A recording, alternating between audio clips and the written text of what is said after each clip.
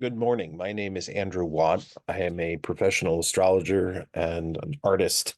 I work mostly in textiles, but also in paper. And I figured I'd give a little bit of a video about my current process. I acquired Sara Mastros's recent book, The Sorcery of Solomon, a guide to the 44 planetary pentacles of the Magician King. It's based on the S.L. McGregor Mather's uh, Clavicula Solomonis, uh, which these days is also available from Weiser with a foreword by Richard Cavendish. It belongs to the reprinting of this collection from 1991. And the first pieces of Sarah's process for learning how to make the pentacles is to get a book, to consecrate a pen and a blue ribbon and a white shawl and build a magical book. So I happen to have some unbleached linen, and unbleached linen is a really nice material to work with from a magical perspective.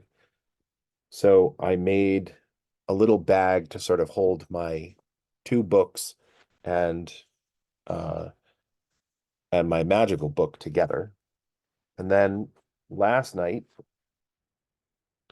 I made the blue ribbon, which I have not yet consecrated, which is why I can show it on camera. And this is just bias tape, right? But it satisfies the requirement of being a ribbon because it's got width and it's sort of fabric. It does have seams in it. You can sort of see that there's a thickness here, which is the fabric of the seam. And I worried about that because usually we think of ribbons as being continuous or contiguous. And then I realized I've got a single line of stitching that goes from end to end, and that's my continuity. So it has both breaks and it has continuity all the way through. And I made this bias tape from about 18 inches from an 18 by 22 inch fat quarter for quilting. And I would say it's considerably longer than a yard. It's 2 yards and then some extra. So there's quite a lot of bias tape inside of an 18 by 22 inch square. I have enough left over for another project, and I may even make a video about how you do that if people are interested. And then I have my scarf, and Mastros instructs us that the scarf should be used to wrap the book. That's part of the thing that made me think, oh, this should be linen. And here's my linen. You can see that I've hemmed it. I also did something called squaring. When you square a piece of fabric, what you do is you pull threads off of any cut edge until you can pull a single thread all the way across. And that way you know that that side is as close to a right angle as you can possibly get on a piece of cloth. Weaving is messy for a lot of different reasons, but it still consists of warp threads at one angle and weft threads at another angle. And those angles are about as 90-degree-ish as you can get with a flexible material like thread. And the result is that cloth has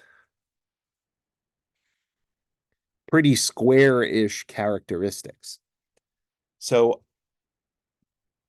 I pulled threads to square the fabric in both directions. So I know that as much as possible, this is a 90-degree corner and this is a 90-degree corner. And this is a 90-degree corner and this is a 90-degree corner. And so I have got a rectangle. And later on, we'll learn how to wear this like this and uh, put it over our faces like this so that we're cutting off some of our peripheral vision, and you can see that this is sufficiently long. I would say that the length here is the width of the fabric. It's not uncommon for fabric in the United States to be about 45 inches wide. Sometimes you can buy it up to 60 or even 108 inches long. And this is not a full yard wide. I could have made it a full yard, but let's call that 2 feet. Might be a little bit less, might be only 18 inches. But here it is folded 4 times, and you can see that it's about 4 hands wide. And ta-da. So the thing that Sara said about this is that it ideally should be fringed. And one thing that you could do is you could pull enough threads to create fringe along both sides. You could do that with cotton, maybe. You would want a heavier fabric. But the reality is you should probably make tassels rather than fringe, because individually these threads are relatively fragile. You could sort of braid them into fringe and have that sort of a fringe, but linen likes to come apart. Like, linen does not actually like to be a fabric. So if you decide to use linen, I would finish all 4 of your edges and then use the process for turning DMC embroidery floss into tassels and put tassels along the corners. I'm thinking that I can put, here's a quarter of the fabric, and I could probably put 1, 2, 3, 4, 5 tassels here. So I might make as many as 20 tassels, but I think I'm going to start the work, and then as I make, as I put pentacles into the book, I will add tassels to my shawl as a way of recognizing that the work that goes on in the book is related to the work that goes on to the shawl. Sara and I haven't talked about this yet, but there's also a process of decorative art that can be done on any piece of fabric called white work. And white work is a style of embroidery that involves putting it on an embroidery hoop and doing work on the cloth with white thread. And I think that that might in fact be very cool, and another way of adorning this without adorning it, if that makes sense. So there we go. I can put my book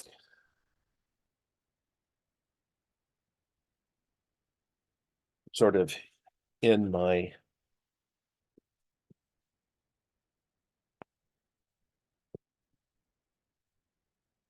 shawl, and then I can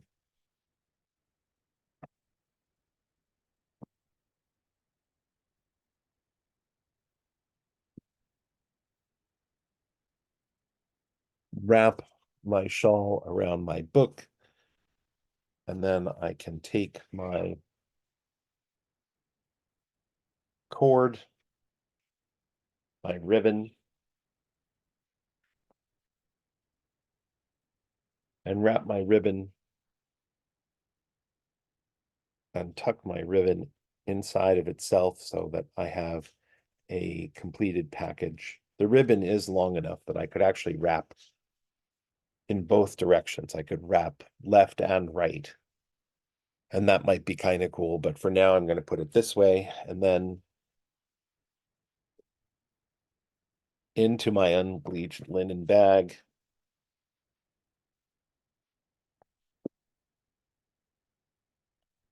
I should have made the bag